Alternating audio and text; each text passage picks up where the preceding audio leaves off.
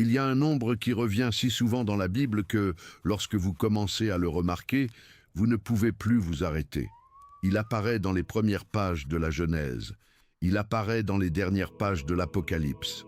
Il est sur le pectoral du grand prêtre. Il est dans les pierres que Josué retira du Jourdain. Il est dans les paniers, après la multiplication des pains. Il est aux portes de la cité que Jean vit descendre du ciel à la fin de tout. Et lorsque vous commencez à rassembler tous les endroits où il apparaît, vous percevez quelque chose qui change la manière de lire la Bible tout entière. Ce n'est pas une coïncidence, c'est une signature. Le nombre, c'est 12. Aujourd'hui, nous allons parcourir chacune des occurrences de ce nombre, du début à la fin, et comprendre pourquoi 12 est devenu le squelette caché derrière Israël tout entier. Ce n'est pas seulement une répétition, c'est une structure. Commençons. 1. Les 12 fils de Jacob. Toute l'histoire commence à Padan Aram, dans la maison de Laban. Dans la Genèse, chapitre 35, versets 22 à 26, le texte énumère les fils de Jacob selon l'ordre des mères. Léa, la première épouse, en donne 6. Ruben, Siméon, Lévi, Juda, Issachar et Zabulon. Rachel, l'épouse préférée, en donne 2. Joseph et Benjamin. Les servantes Bila et Zilpa en apportent 2 chacune. Total, 12. Pourquoi 12? Jacob n'a pas choisi le nombre. Les fils sont nés au fil du temps, au milieu des disputes entre les épouses, de la jalousie, du marchandage avec les mandragores, des contrats étranges avec un beau-père trompeur. Et pourtant, à la fin, le total tombe exactement sur 12. Le texte ne s'arrête pas pour expliquer. Il enregistre simplement, mais à partir de ce moment-là, 12 devient le plan d'ensemble de tout ce qui suit. Et ici apparaît un détail que celui qui lit en français passe sous silence. Le mot hébreu pour 12 n'est pas un mot simple, c'est Shnayim Asar, ce qui signifie littéralement 2 et 10. C'est une somme cousue à l'intérieur même du mot. 7 a son nom propre en hébreu, Sheva. 10 a son nom propre, Ezer. 40 a son nom propre, Arbaïm. Mais 12 non. 12, c'est Shnayim Asar. 2 plus 10, comme si la langue elle-même annonçait « ceci n'est pas un nom, c'est une structure, c'est une somme ». Curieux, n'est-ce pas? Et cela devient encore plus curieux lorsque vous découvrez le mot qui sera lié aux tribus. Le mot hébreu que la Bible utilise pour tribu est shevet, mais shevet signifie aussi verge, bâton, sceptre, le même mot qui apparaît dans le psaume 23, verset 4.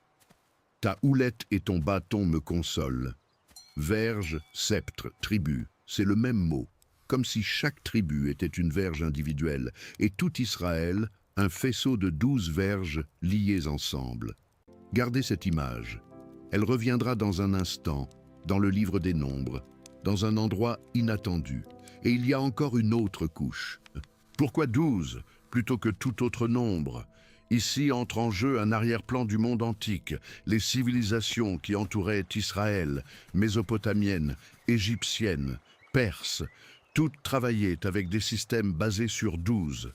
12 mois lunaires dans l'année, 12 signes dans le zodiaque, 12 heures de jour, 12 heures de nuit, 360 degrés du ciel divisés en parts de 30.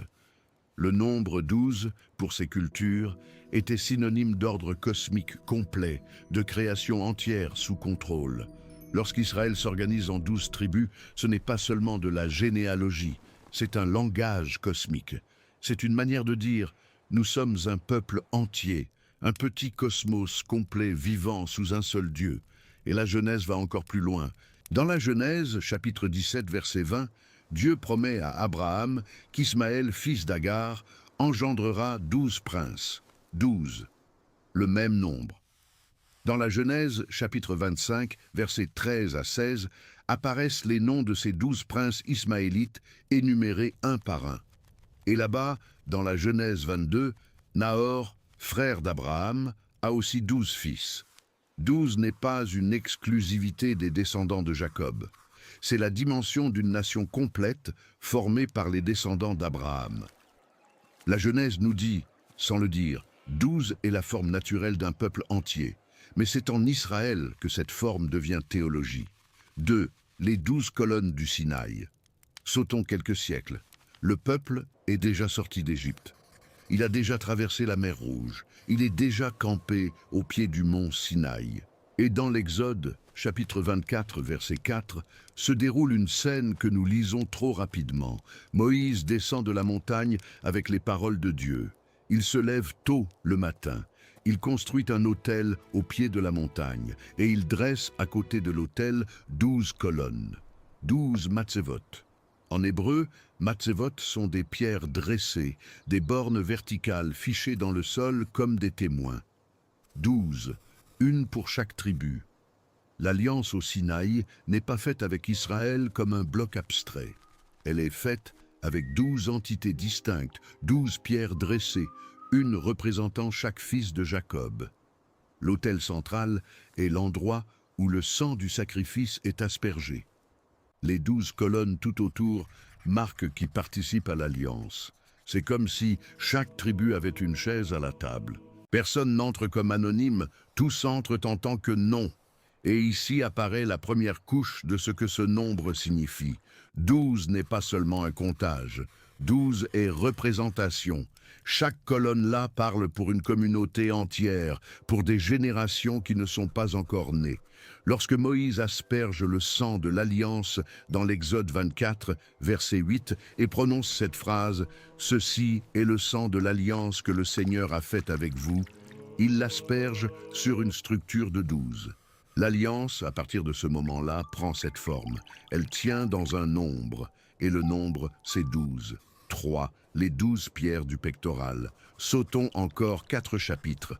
Dans l'Exode, chapitre 28, versets 15 à 21, Dieu donne des instructions pour la confection des vêtements du grand prêtre. Et parmi ces vêtements, il y a une pièce qui reçoit un nom technique spécifique. Hoshen, en français, pectoral. Et le nom complet dans le texte est Shoshen Mishpat, pectoral du jugement. Une plaque de tissu fin, pliée en carré, avec 4 rangées de 3 pierres précieuses, totalisant 12. Et sur chaque pierre, gravé le nom d'une tribu. Pourquoi cela importe-t-il? Parce que le grand prêtre, chaque fois qu'il entrait dans le lieu saint pour intercéder, portait les 12 noms sur la poitrine. L'Exode 28, verset 29, le dit explicitement. Aaron portera les noms des fils d'Israël sur le pectoral du jugement, sur son cœur, lorsqu'il entrera dans le lieu saint en mémorial devant le Seigneur. Lorsqu'il entrait en présence de Dieu, il n'entrait pas seul. Il entrait avec Israël tout entier avec lui, gravé dans la pierre, divisé en 12, reposant sur le cœur. Et il y a un détail que peu remarquent.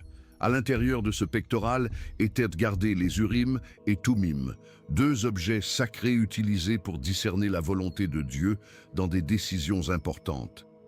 Lorsque le peuple avait besoin de savoir s'il devait partir en guerre, si un suspect était coupable, si une tribu allait hériter d'une terre spécifique, le grand prêtre consultait les Urim et Thummim, et la réponse venait. Le Shoshen Mishpat, ce pectoral du jugement, n'était pas un ornement. C'était un instrument actif de médiation. Les 12 pierres étaient le panneau visible derrière lequel la volonté de Dieu parvenait au peuple. Et il y a un détail qui couronne le tout. L'historien juif Flavius Joseph, au 1er siècle, écrivit que les 12 pierres du pectoral correspondaient aux 12 mois de l'année et aux 12 signes du zodiaque, non pas dans un sens astrologique de divination, dans un sens cosmologique. Le grand prêtre, debout dans le sanctuaire, portait sur sa poitrine une représentation du temps tout entier, du ciel tout entier, du cycle complet de la création. 12 tribus, 12 mois, 12 coins du ciel, tous réunis sur le cœur de celui qui médiait entre le peuple et Dieu. 4. Les 12 pains de proposition. Allons à l'intérieur du tabernacle. À côté de l'arche, du chandelier, de l'autel des parfums, il y a une pièce à laquelle vous n'avez peut-être jamais réfléchi en profondeur. La table des pains de proposition. En hébreu, lechem panim, qui signifie littéralement pain de la face ou pain de la présence. C'est le pain qui demeure en présence de Dieu. Dans le Lévitique, chapitre 24, versets 5 à 9, Dieu ordonne aux prêtres de préparer 12 pains, chaque sabbat, avec de la fleur de farine et de les disposer sur la table d'or pure en 2 piles de 6. Sur chaque pile, un peu d'encens pur comme portion de mémorial. Et ces pains restent là, à l'intérieur du sanctuaire, pendant toute la semaine. Le sabbat suivant, les prêtres mangent les vieux pains dans le lieu saint et de nouveaux pains entrent. Le cycle ne se rompt jamais. 12 pains, un pour chaque tribu. L'image est forte. Israël, divisé en 12, est littéralement sur la table de la présence de Dieu pendant toute la semaine. Le peuple, sous forme de pain, devant Dieu en permanence. Et à chaque sabbat, le pain est renouvelé, mais le nombre demeure. 12, toujours 12. Ici, le texte biblique ne s'arrête pas pour expliquer le symbolisme. Il prescrit simplement la quantité, mais la structure parle d'elle-même. Et lorsque vous mettez cela en lien avec les 12 colonnes du Sinaï et avec les 12 pierres du pectoral, vous percevez un schéma qui se répète en couches successives. La présence d'Israël devant Dieu, sous toutes ses formes, vient diviser en 12. Alliance, médiation sacerdotale, nourriture rituelle. Tout passe par la structure de 12. 5. Les 12 espions. Passons au nombre, chapitre 13. Israël est aux abords de la terre promise, dans le désert de Paran. Dieu dit à Moïse, envoie 12 hommes, un chef de chaque tribu, pour espionner le pays de Canaan. Les versets 1 à 16 énumèrent nom par nom, Sétur d'Azer, Caleb de Juda, Oshéa fils de Noun, de la tribu d'Éphraïm, que Moïse renomme Josué dans ce même chapitre. 12 hommes, un par tribu. Remarquez une chose, la mission aurait pu être confiée à 5, à 7, à 20. Mais le texte tient à dire 12. Chaque tribu doit avoir un représentant. La décision concernant l'entrée dans la terre promise ne peut pas être prise par une simple fraction du peuple. C'est une décision collective, et la structure collective est, toujours, 12. Et c'est alors que survient la tragédie. 10 reviennent terrifiés, disant qu'il est impossible d'entrer. 2, Josué et Caleb, reviennent avec foi. Le vote s'établit à 10 contre 2. Et à cause de cela, le peuple est condamné à 40 ans dans le désert jusqu'à ce que cette génération meure. La structure des 12 a été mise à l'épreuve et la majorité a échoué. Mais même dans l'échec, le nombre est resté intact. 12 a été le quorum. 12 est toujours le quorum. 6, les 12 verges. Continuons dans les nombres, maintenant au chapitre 17. Vient juste de se produire une rébellion contre Moïse et Aaron. Dieu veut clore définitivement le débat sur celui qui a droit au sacerdoce. Et il donne une instruction étrange. Versets 1 à 11. Prends 12 verges, une de chaque prince tribal. Inscris le nom de chaque chef sur sa verge et place-les toutes à l'intérieur du tabernacle, devant l'arche de l'Alliance, durant la nuit. Vous vous souvenez de ce que nous avons dit au tout début de la vidéo? Le mot hébreu pour tribu est shevet, qui signifie aussi verge. Ici, la métaphore devient objet. Chaque verge est une tribu, chaque tribu, une verge. 12 morceaux de bois immobiles devant Dieu. Le lendemain matin, Moïse entre. 11 verges sont exactement comme il les avait laissées, des morceaux de bois morts. Mais une, la verge d'Aaron, de la tribu de Lévi, a bourgeonné. Elle a des boutons, elle a des fleurs, elle a des amandes mûres, du bois mort, miraculeusement vivant. La structure de 12 a été utilisée pour résoudre un immense problème qui dirige spirituellement le peuple. Dieu aurait pu parler directement, sans mise en scène. Au lieu de cela, il a choisi la méthode des 12 verges. Pourquoi? Parce que la décision devait advenir au sein de la structure visible du peuple. Chaque tribu présente, chaque nom enregistré, chaque verge contrôlée côte à côte. Lévi a été choisi devant les 11 autres, et le résultat est aussi indiscutable qu'une verge morte qui se met soudainement à produire des amandes fraîches. 7, les 12 pierres du Jourdain. Sautons près de 40 ans. Moïse est déjà mort sur le mont Nébo, contemplant la terre promise de loin sans y entrer. Josué est le nouveau chef. Dans Josué, chapitre 4, Le peuple est en train de traverser le Jourdain pour entrer enfin dans la terre. Les eaux se sont ouvertes, comme dans la mer Rouge. Le peuple est passé à pied sec. Et Dieu donne un ordre précis. Prenez 12 pierres du lit du fleuve, une par homme de chaque tribu, et emportez-les de l'autre côté. Versets 1 à 9. 12 pierres tirées du milieu du Jourdain.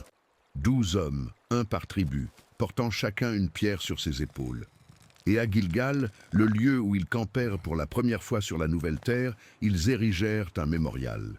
12 pierres empilées. Et le texte explique la raison dans Josué 4, versets 21 et suivants. Lorsque vos enfants demanderont dans le futur ce que ces pierres signifient, vous raconterez l'histoire. Vous raconterez que le Seigneur a fait s'arrêter ses eaux devant l'arche, comme il l'a fait à la mer Rouge. Vous vous souviendrez de qui est le Dieu d'Israël.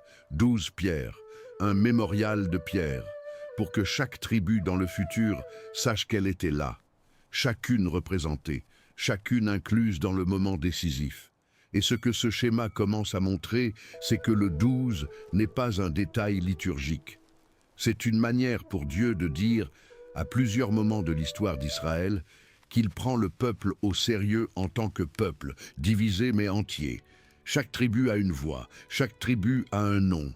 Chaque tribu est représentée dans l'alliance, dans l'intercession, dans la nourriture, dans l'espionnage de la terre, dans le leadership spirituel, dans la traversée du fleuve. Et la chose ne s'arrête pas là. Ce squelette invisible derrière Israël n'est pas encore arrivé à la moitié des endroits où il apparaît. Il reste encore le temple de Salomon, il reste le royaume divisé, il reste le prophète au mont Carmel, il reste les apôtres, il reste la multiplication des pains.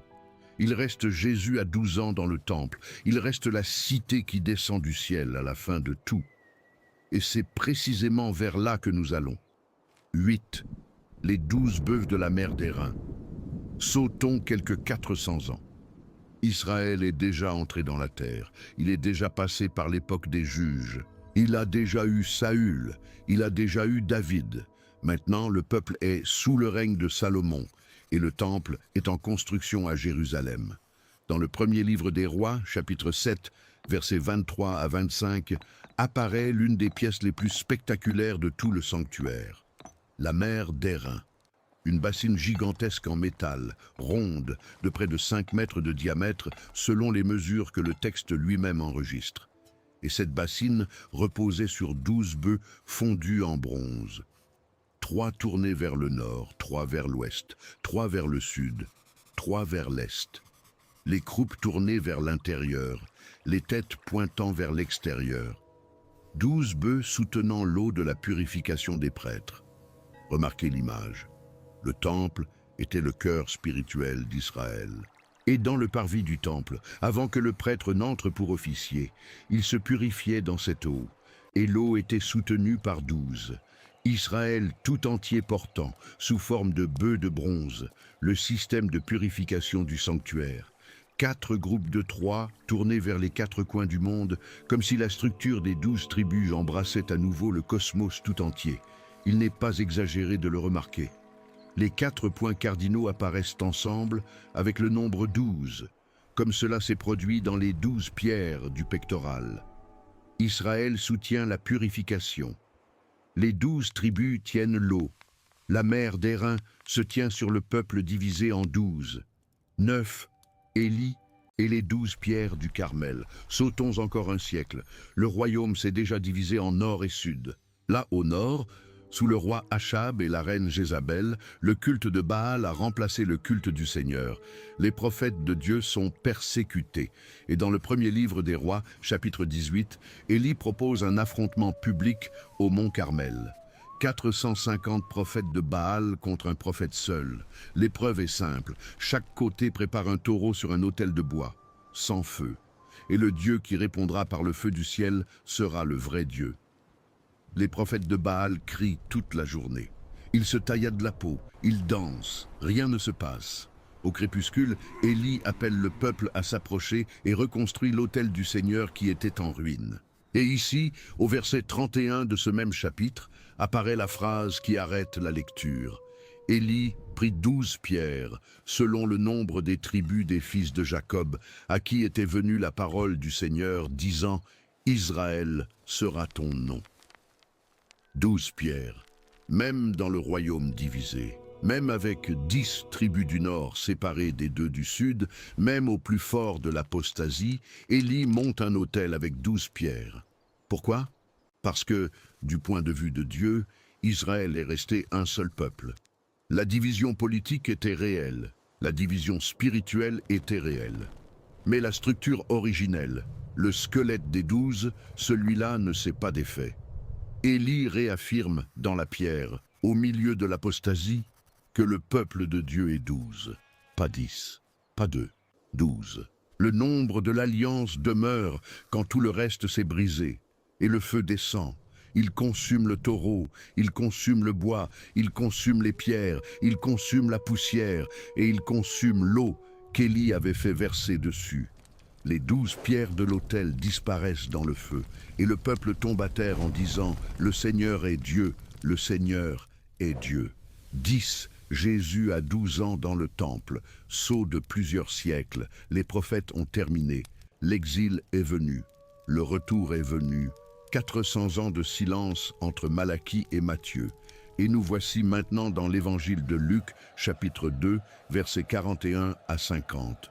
Joseph et Marie montent chaque année à la fête de la Pâque à Jérusalem. Et lorsque Jésus a 12 ans, ils l'emmènent avec eux pour la première fois en tant que participant à la fête. 12 ans. Ce détail n'est pas gratuit. Dans la tradition juive, 12 est l'âge qui marque la transition de l'enfant à l'homme responsable des commandements.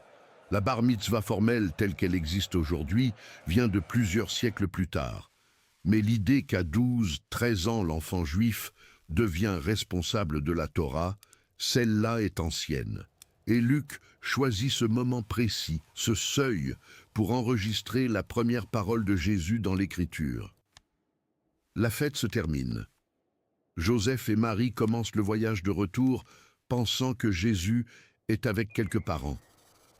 À la fin du premier jour de marche, ils s'aperçoivent qu'il a disparu. Ils retournent affolés à Jérusalem. Et après 3 jours de recherche, ils retrouvent l'enfant dans le temple, assis au milieu des docteurs, écoutant et posant des questions. Marie demande, angoissée, pourquoi il leur a fait cela. Et Jésus répond, au verset 49, « Pourquoi me cherchiez-vous? Ne saviez-vous pas qu'il me faut être aux affaires de mon Père ?» 12 ans. Première parole de Jésus enregistrée. Et le décor est le temple, la maison du Père, au centre de la structure spirituelle d'Israël. Luc tisse là quelque chose de silencieux. Le nombre 12 n'est pas seulement dans le calendrier, il est dans la biographie. Le Messie entre dans l'histoire publique par le portail des 12. 11, les 12 apôtres. Et lorsque le ministère public de Jésus commence des années plus tard, la première chose structurelle qu'il fait est d'en choisir 12. Marc, chapitre 3, versets 13 à 19, énumère les noms. Pierre, André, Jacques et Jean, fils de Zébédée. Philippe, Barthélemy, Thomas, Matthieu, Jacques, fils d'Alphée, Thaddée, Simon le Zélote et Judas Iscariote. 12 hommes, presque tous de Galilée.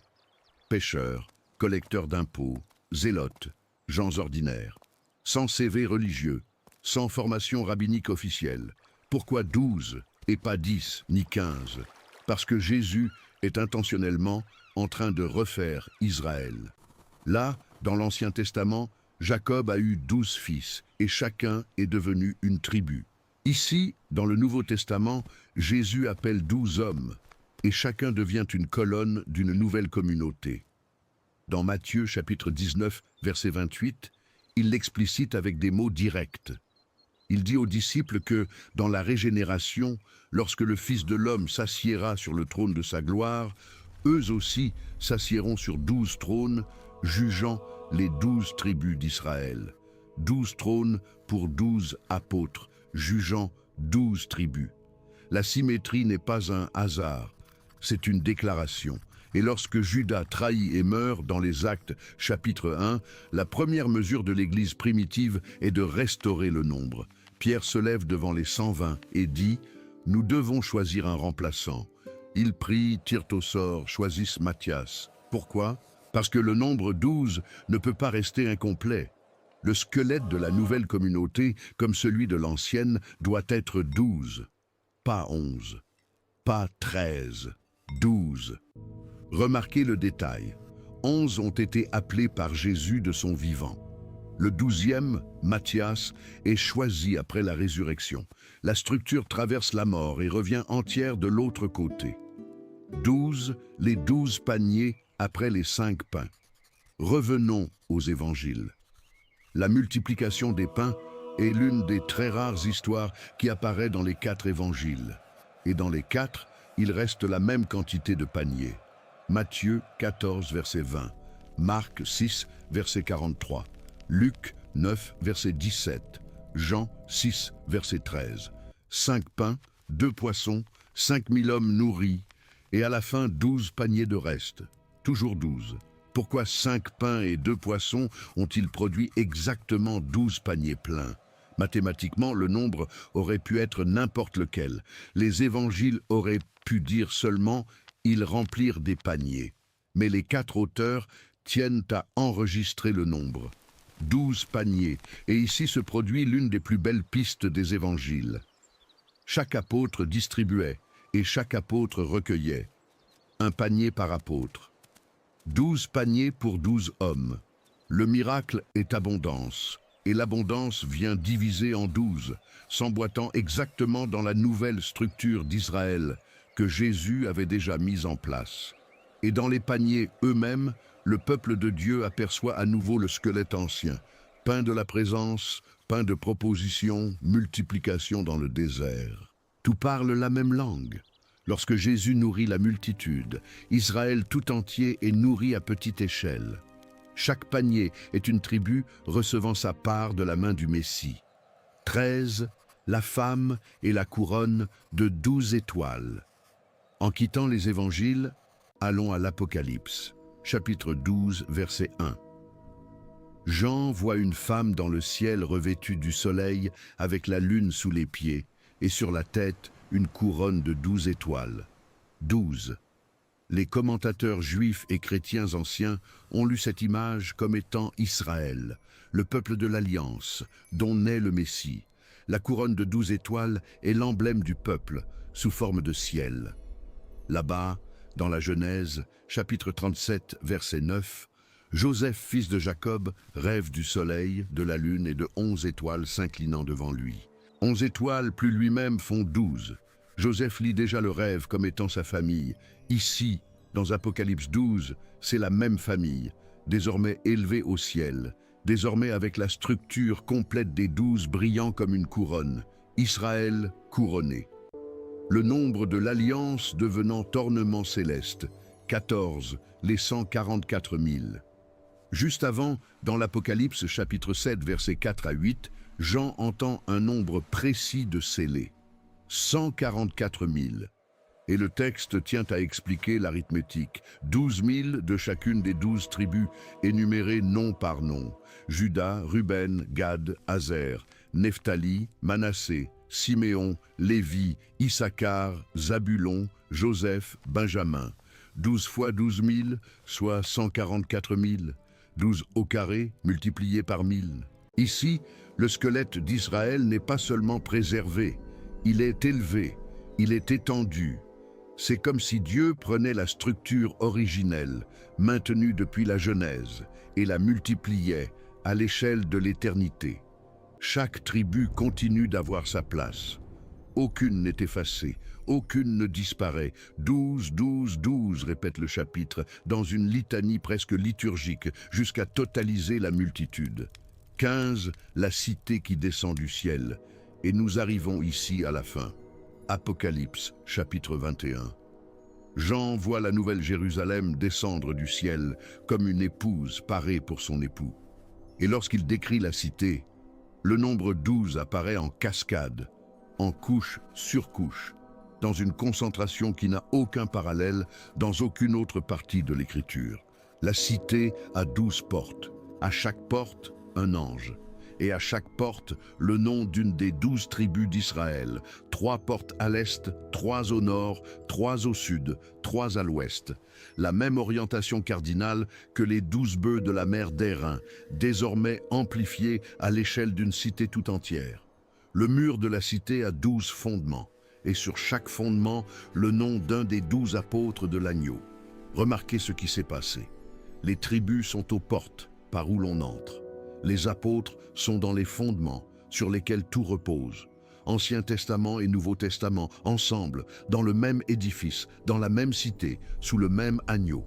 Israël et l'Église n'entrent pas comme rivaux. Ils entrent comme partie de la même structure, cousus par le même nombre, et cela continue. La cité est carrée et mesure 12 000 stades de chaque côté, longueur, largeur et hauteur, toutes égales.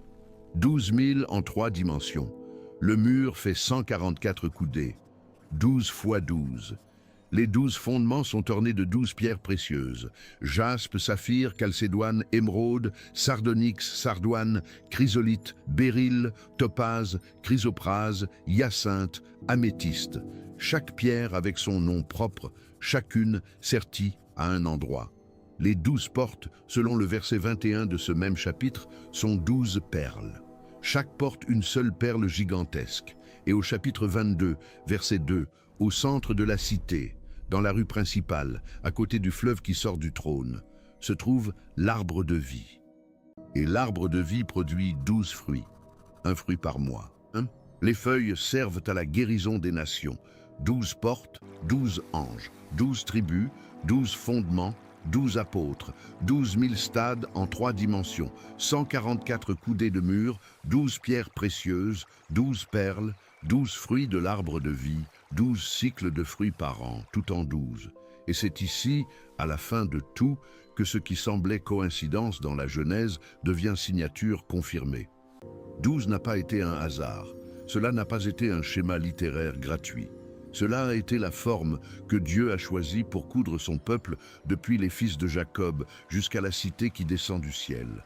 Chaque fois que Dieu a voulu dire « Ceci est mon peuple tout entier », il l'a dit sous forme de 12. Alliance au Sinaï, 12 colonnes, médiation sacerdotale, 12 pierres sur le cœur, nourriture sur la table de la présence, 12 pains, traversée du Jourdain, 12 pierres mémoriales, temple de Salomon, 12 bœufs soutenant la mer d'Airain, autel d'Élie dans l'apostasie, 12 pierres, début du ministère messianique, 12 apôtres, multiplication dans le désert, 12 paniers, couronne de la femme dans le ciel, 12 étoiles, scellée dans la grande tribulation, 12 fois 12 000, cité éternelle, 12 par 12 par 12. L'histoire entière de la Bible, du premier livre jusqu'au dernier, est cousue par une seule structure. 12 est la manière dont l'Écriture écrit « peuple complet ». C'est le squelette invisible derrière Israël, et derrière l'Église, et derrière le ciel nouveau et la terre nouvelle. Lorsque vous ouvrez la Genèse et lisez les filles de Jacob naître un à un, vous voyez le commencement d'un plan d'ensemble. Lorsque vous refermez l'Apocalypse avec les portails de la cité brillant, vous voyez ce même plan d'ensemble achevé. Même structure, même signature. 12 tribus à la porte, 12 apôtres dans la fondation, 12 fruits dans l'arbre qui guérit les nations. Le peuple complet de Dieu, ancien et nouveau, finalement réuni dans l'architecture finale. Et c'est peut-être ce que ce nombre dit, en fin de compte, que Dieu n'oublie aucun nom, que Dieu ne travaille pas avec des fractions, que Dieu ne laisse aucune tribu de côté, aucun apôtre de côté, aucune porte de côté. Lorsqu'il écrit l'histoire de son peuple, il l'écrit avec intégralité. 12 tribus, 12 apôtres, 12 portes, 12 fruits. Entiers, complets, fermés et en même temps ouverts vers les 4 coins du ciel. Lorsque le dernier livre de la Bible se referme, 12 est le dernier mot architectural qui apparaît. Pas 3, pas 7, pas 1000. 12. Le nombre qui a parcouru l'écriture entière debout, soutenant alliance, sacerdoce, table, mission, miracle et cité, atteint enfin sa forme définitive. Et à la lumière de cette cité, on peut comprendre que 12 n'a jamais été un nombre décoratif.